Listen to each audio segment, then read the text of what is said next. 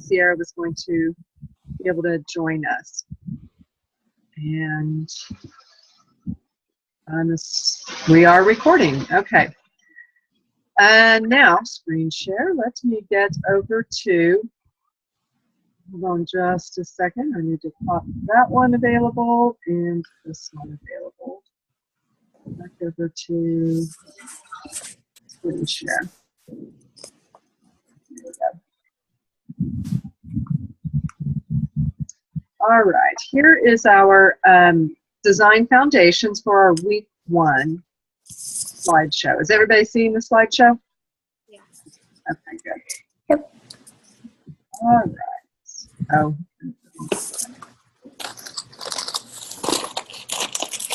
Okay. Welcome to your Design Foundations class. Haley, you're getting to start right at the very beginning, which is pretty nice. Amanda, you kind of started in one of the other classes in the rotation of phase 1, which is fine too. But this one's really a great place to start this whole journey.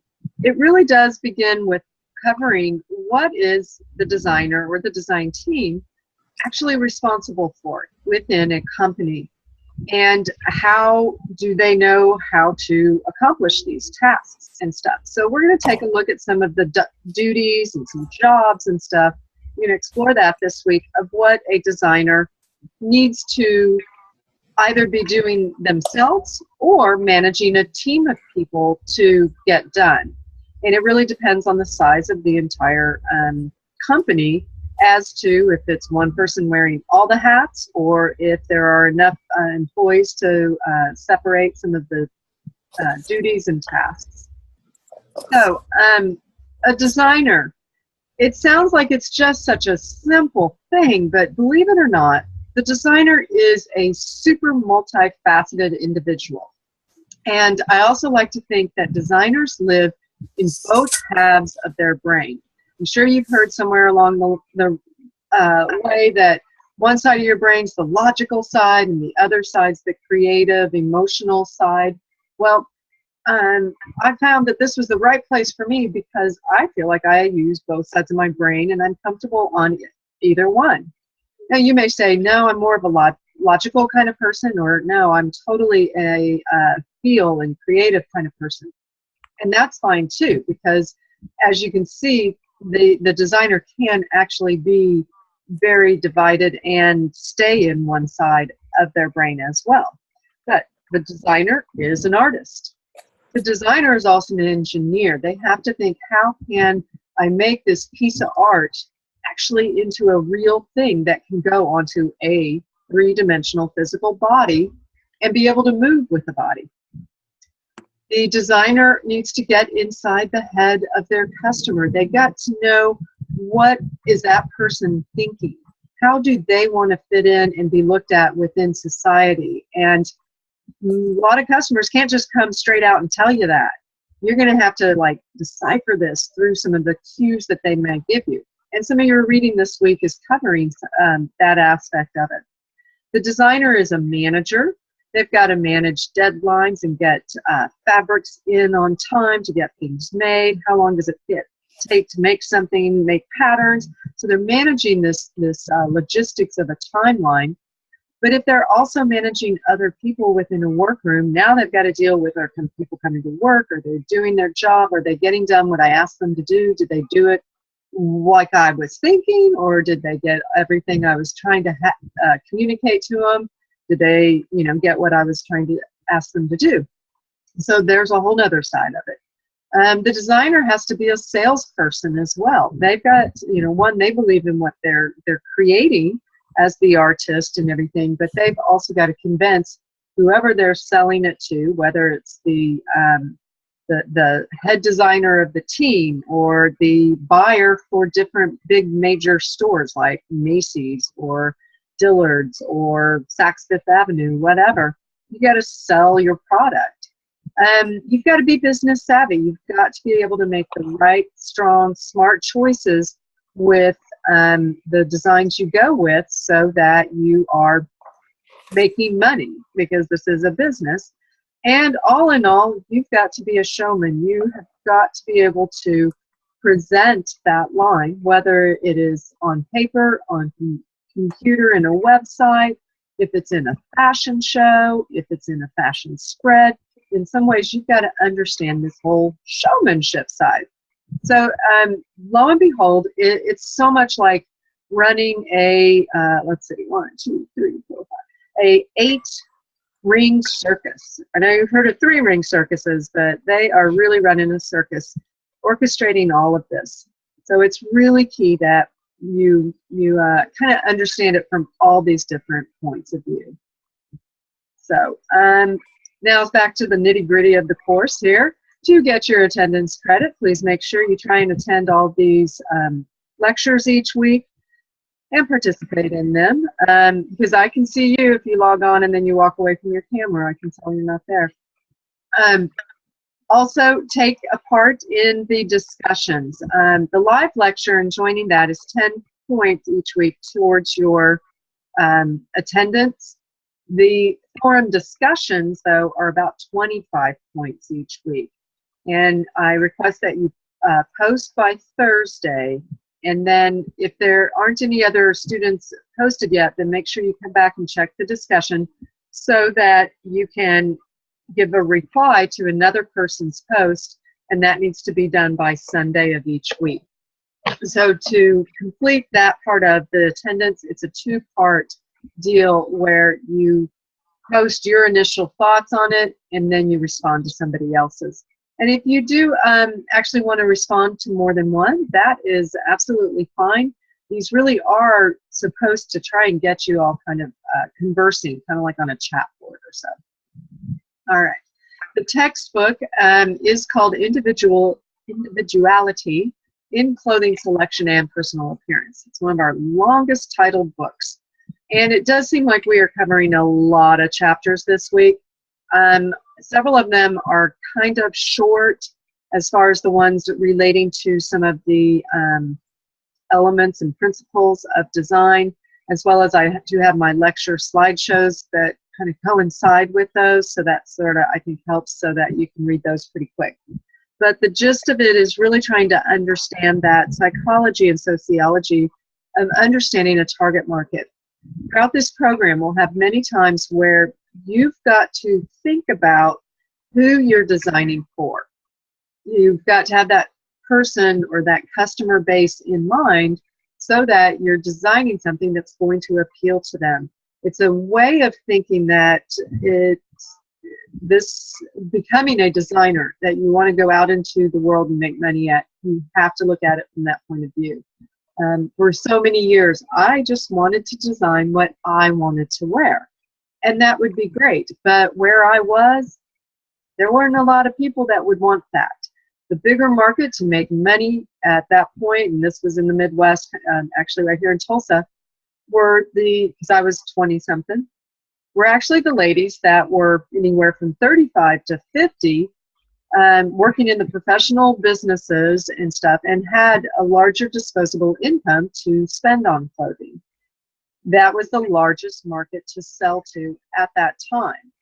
And if I wanted to do business, that's the person I had to design for. And they didn't want to wear what somebody who was 21 or 22 wanted to wear, which was me at that time. So it was a different perspective I had to think about. Now, the world has been changing. If you realize that you can access a much broader global market now because of the internet that was not available to us when I was coming out of school. So I know I give my example, but it is very different today. So don't think that now you can't design for you and others like you. You can. And actually, that's probably the most or the best target customer you're going to understand is the one most similar to you. But those chapters really get into talking about that. Now, some of the apps for this class. Adobe InDesign. I know Amanda really wants to run away from that word that it says Adobe. Actually, I like it. Okay. Well, all right. Photoshop redeemed me. Photoshop is cool. Illustrator, not so much. Gotcha. So that you had just signed up for all of that. Haley, I know you don't have your Adobe deal yet because you haven't had the class that where you get signed up in it. So Pick Collage is another online access way that you can kind of put together a collection of photographs, and you can do some little write-ups and put those onto like a page spread. Publisher is another, it's a Microsoft Office program, but not everybody has that, so don't think you have to run out and get it. But Pick Collage is one you can go on the internet and utilize. Adobe InDesign, Amanda, that's another app from the Adobe Cloud you can download. And it again, it's just like a software or a word publishing kind of program. And that's where you're going to kind of put together the layout for your principles and elements of design. And I'll show you an example here in another slide or two of what that kind of looks like. Polyvore, have either one of you ever heard of Polyvore before?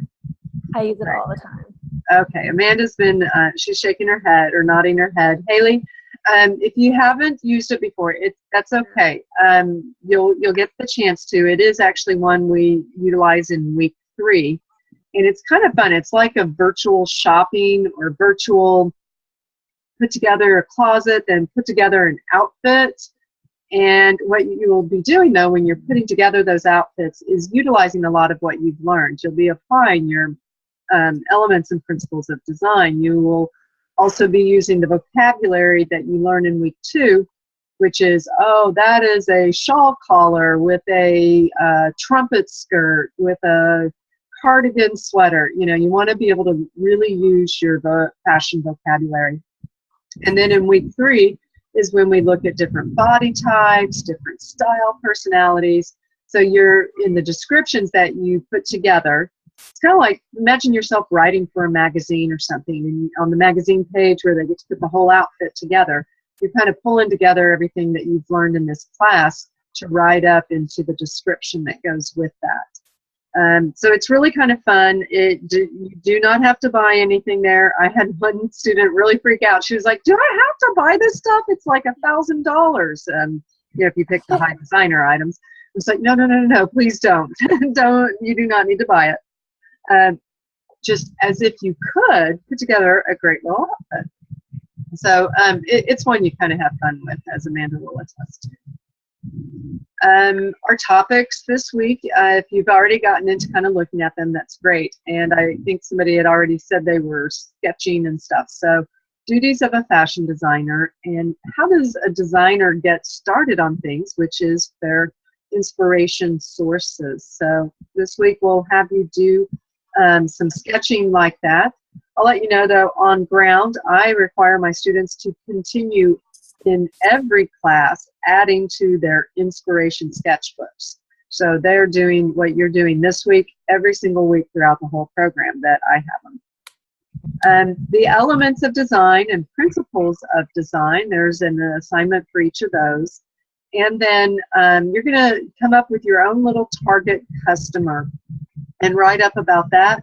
Because in week 3, you will be doing a sketch of a little design collection that you would make or design for this customer you plan out in week 1. Now, when it comes to sketching, if you haven't had sketching class, don't worry about that. I'm not, going to grade you off like, oh my God, she doesn't know how to draw this or that. I just want you to get that practice of putting pen or pencil to paper and drawing. It's okay to trace fashion croquis, like bodies that are already kind of standing in a fashion pose. Absolutely, you may trace those and then draw your clothes on top of them. That's just fine. All right. And the assignments actually go in line a lot with the topics there. Each week you do have a quiz. It's an online quiz. In your week 1 and week 2, you get 2 attempts at that quiz. And it's open for several days. So highly recommend get on there kind of early after you've gone over several of your lessons. Take one version of the quiz, and then you'll be able to find out what what you do know, what you might not know, so you know what to go back and study and look over. And then you can attempt the quiz a second time and go for a higher grade. The higher grade is the one the grade book automatically accepts. All right, here's two examples of the element and principles of design. So line is one of your elements of design.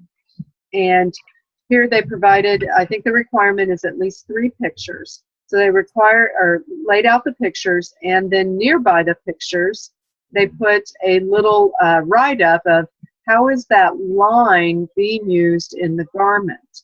And so in some cases it might be at the banding to separate or give an edging. This one was very artful, bringing the emphasis right here to the skirt area with a very odd shape. Lines down here in this dress could be construction or could be design lines to bring interest to the dress. Balance happens to be one of your principles of design. So how are they using shapes or shape and form, like these little cutouts, kind of like a Swiss cheese? It is asymmetrical, meaning the right side is different from the left side, so it's an asymmetrical balance, but it still kind of overall gives balance to the whole design by sort of the proportions that they keep them in. Here's a very formal look of balance, meaning that our left side matches the right side. Okay, it's very symmetrical. Here's another asymmetrical version of balance. We have a sleeve and a no sleeve on that. These are so small you can't read all the descriptions, but that's what is required, so that you're telling me how you recognize for what the designer is doing with that garment. That is a good example for each of your elements and each of your principles for design. And InDesign on Adobe is one layout way you can do this. You can do this in PicCollage online. Okay? And that was that part. I do have one other slideshow, though, I want to share with you, and that is for one of the, back here to, oops, I'm trying to get back to my, there we go, meeting, and pull up my other slideshow. Because I think a lot of students struggle with this understanding of proportion ratios within clothing, okay? I know on ground with my students in the classroom, that is probably the hardest one that they have trying to get their minds around. So let's kind of take a look at it. There we go. The golden mean. This is the idea, or this number series that actually Fibonacci, an Italian mathematician, came up with. And they found that if you add 1 to 2, you get 3. You add 2 to 3, you get 5. You add 3 to 5, you get 8. You add 5 to 8, you get 13. 8 to 13, 21. 13 to 21, 34. And it would keep going. But this golden mean is a reoccurring sort of theme within nature that they have found, and you can see here this is actually based on this kind of spiral, a snail, little shell, a concha shell from the sea, like a seashell, the cochlea within our ear, and different other proportions just naturally happen in this golden means proportion. And we also find with all artwork that has always been deemed the most alluring, some of the most beautiful, always followed these proportions. The architects of ancient Greece based all of the buildings, like the Parthenon and such, on these type of proportions, because it actually is very pleasing in the unconscious sense to almost every single individual. And so when designers designing clothing, if they follow this sort of rule, probably 99% of the time, that will always look very pleasing and right to the person viewing their item. Another way of kind of looking at this Because like if you think of 1 to 2, if I had or 1 to 2 making 3 sections, it's a 50-50 split on a garment or an outfit is really not very pleasing. It's not very flattering to the person wearing it either. It can make them look very chopped up.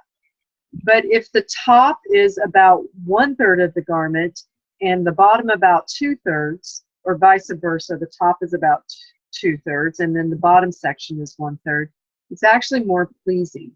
And you can see here a comparison of this section from that's represented by A to B. Notice B is a little bit shorter than A.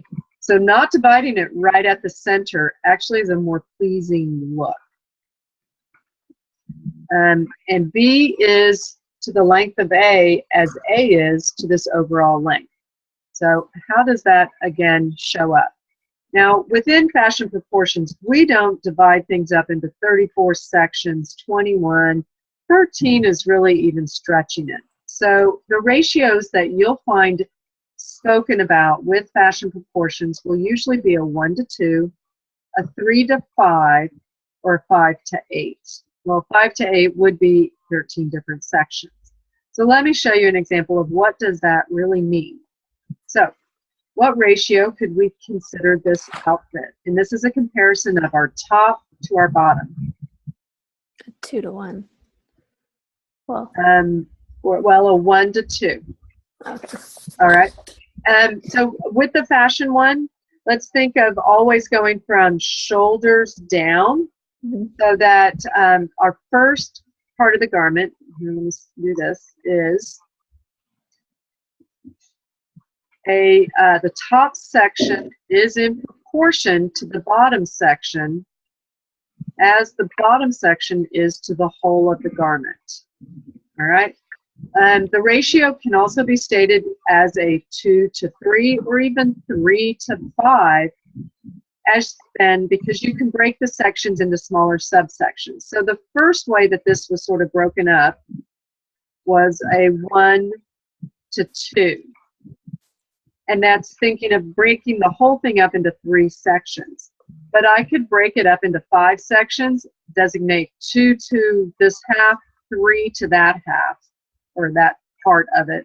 And overall, then it is 5 sections, or even 8 sections where 3 of those sections are dedicated to the top and 5 would be dedicated to the pant area, equaling 8 sections all over. So any of those would really work the same. Now then, this one's a little trickier, and it's because what do we want to use to visually divide the garment? Do we want to use the belt, or do we want to use the bottom of the sweater? The belt to me. Belt, okay. So the belt could be that. If we were looking at the sweater, and maybe if the sweater were actually closed where we saw more of the gray to the print. Mm-hmm. All right, so let's kind of see how does, again, that apply. So you've got a little bit longer section if you're basing it on the length of the sweater to the lower part of the skirt. So the lower section is in proportion to the top section as the top section is to the overall whole of the garment. So that's that golden mean, how that applies. One section in proportion to another to the overall. Does that sort of help, or did that leave you even more confused? I can't move my little boxes right now. But Amanda, if we were using the belt, mm-hmm. it actually works about the exact same way as a 1 to 2. Okay. All right. So a 1 to 2 would be from the shoulder to the belt would be one proportion of it, one section. From the belt to the bottom of the hem, that's a longer distance, but that is in proportion to this as this is to the whole thing. Okay. Okay.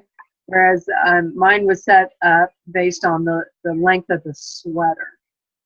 Okay. So in this case, it would be, you'd almost have to say, okay, based on the belt or based on the sweater. You might have to give that, describe what is it you're kind of basing that proportions on. Okay. Okay. I think the one where she had the really crazy print top compared with the green pant, so definitely a very clear delineation between one section to what the other one is. All right, so that one's done, and I can stop sharing. There we go. All right, so those are all the slideshows that I have for you this evening, but I'm also happy to answer any other questions that you might have. I have a couple questions, like always. I'm sorry. No, that's okay. That's how you learn. Okay. For our inspiration book, am I doing this right? Okay, cool. Let's see. You've got some pictures. You even have a one or two swatches of fabric. I have 3 swatches. 3. Oh, okay. That's a little design. Is that a mustache Yeah. on there? Oh, fun. Okay. Yes, that is awesome. And so now, kind of from those things, you know, pull from that. And what do you get? You've got some really. I like the picture at the bottom. Again, it does not always have to be clothing. Okay, and that's the patterns of the building. Trim. Yeah, the esophagus. I can't remember how you say that on a building. Yeah, I'm thinking esophagus, but I'm like, no, that's my throat thing. A soffit. Yes. On a building, yeah. Very, very cool design there, and kind of pulling from that, you might come up with a neat little edging or, you know, a trim that might go somewhere else on the garment. That's kind of what I'm looking for. You know, how can it spark that idea into something else? Okay, so if I put like all of my quotes and things on this side and then my sketches on that side, is that okay? Yep, that'll work. Okay. And then do you want the sketches on croquis, or can we do them like I just did these a second ago? I've been practicing, so that's why I'm wondering if this is okay. Yeah, you've been practicing your line drawings. That'll be okay too. I wouldn't mind kind of just seeing some mix. Okay, I can do that. Good. Some people are a little more comfortable using a croquis, and I don't have one handy here. Can I like print one off and then draw on it onto the paper? You could trace over it. Okay. If you want. So on a croquis is really just a fashion pose. All right, Haley, that then you can trace so that you can figure out, okay, how do I want the body to be standing when I try and illustrate the garment? Or you can kind of just draw them straight. It really is whatever you're comfortable with. Some people are like, I can't draw a body. I want to trace off of one, and that's fine in these stages. Okay. Okay. I just saw your principles of design and the elements of design. Can I show you mine, and can you tell me if I did this right? Because I'm almost done and I don't want to have to restart if I did it wrong. Okay. So okay. Let's see.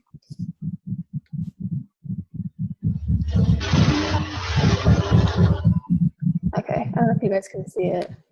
All right, I see the blue dress. Yeah, this is the elements of design. Okay. Is this all right, the pictures that I've chosen for it? Yeah, the pictures are looking good. Okay. I can't really read all the type just from this point, but that's a good way there. You're kind of describing to, let's say, a reader, somebody new looking at it, what does line mean? Also, in your descriptions, pull out, like, in this picture, the black and white, the stripe is creating this kind of look, or the designer, I think the designer was using the stripe in this manner for this type of thing. Does that?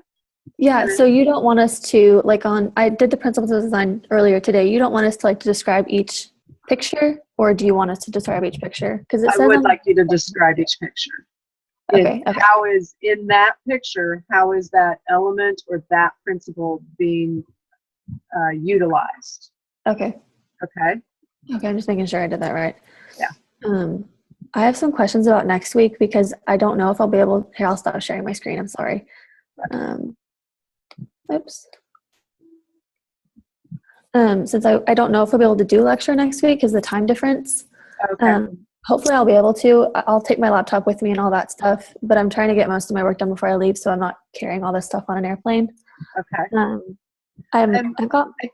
I'm sorry. I was No, going to say, I think that this is set up so that I have chosen, like, you could do it on a mobile device now. Okay, yeah, I can totally do that. I might be in the Space Needle, but it's okay. Okay. Well, that's cool. So, We'd all like to see the Space Needle. there you go. You have to share the view of what you're You guys can see Pike Place. So for the painting, do we have a worksheet for that? Is there something specifically? Because I was looking online for it to do the color wheel. Okay. Do we have a worksheet? There should be in your kit, in the box you got, there should be a clear little envelope for design foundations, and it should be in. Okay.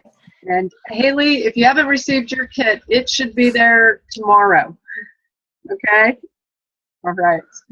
And let me know if it hasn't, and then I can track down a tracking number for you and find out what's going on that. Okay. Make sure you. Or you can just go pick it up like I did. Well, she's over in Oklahoma City. She's actually really? a distant learner. Yeah. Wow. Haley, I had another potential student come in, and she toured the school today and took a look, but she's from Oklahoma City too and looking at the program. So I'm hoping that she'll join us, and then our class will keep growing and stuff, and she'll be in your area if she comes aboard. And next class, we have 2 more students joining us. One is from Florida, and the other, I think, there was the Florida one that was concerned because of the hurricanes that were being forecasted just recently. She was worried about internet getting knocked out. Who's the other one? I can't remember, but she's outside of Oklahoma as well. So I'm really kind of excited about this. We're going to be very widespread coming together. Cool. And what I'm also going to try and do, it looks like I am still recording. So I'm going to find out how, once recorded, how I get that posted. So in the case, if you were to have missed a meeting, you can at least view the recording and catch what we were going over. All right. My goal is tonight. It'll be 5:30 there when you guys do it. So I should be okay. All right. Cool.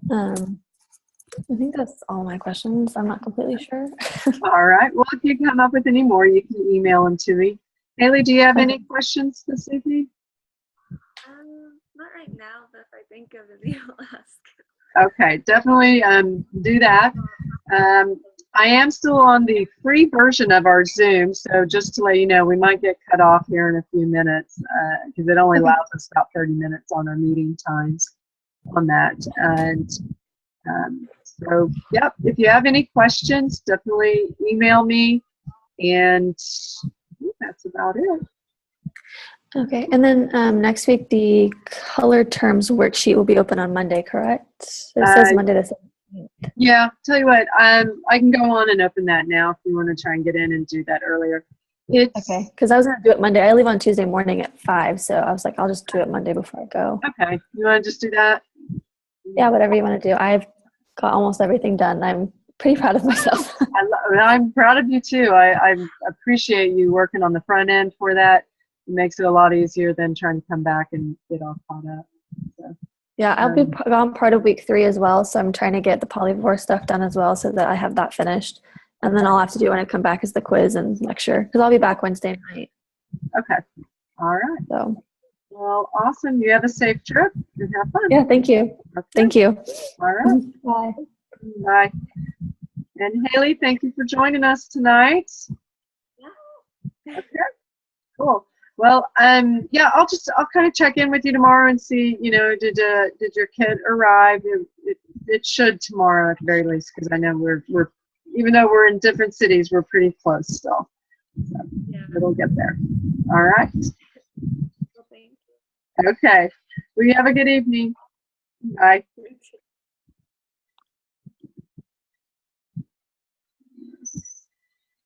Mm-hmm.